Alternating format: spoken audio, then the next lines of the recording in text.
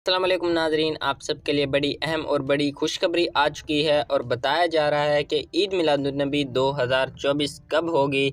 इसके हवाले से हतमी तारीख का ऐलान कर दिया गया है कि ईद मिलादुन्नबी रबीउल अव्वल का चाँद कब नज़र आएगा, 12 रबीउल अव्वल किस तारीख को होगी। आपके साथ मुकम्मल और तमाम तफसीलात आपके साथ शेयर करेंगे।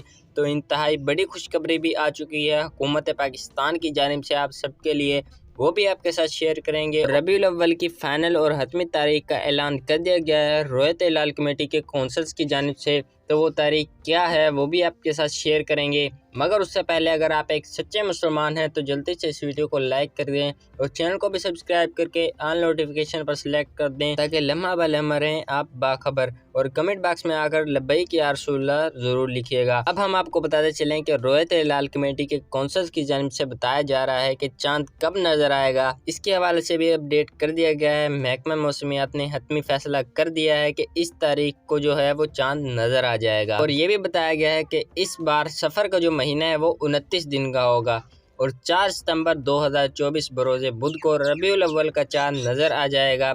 और 12 रबीउल अव्वल ईद मिलादुन्नबी की जो हतमी तारीख है वो है बरोज़ इतवार 15 सितंबर 2024।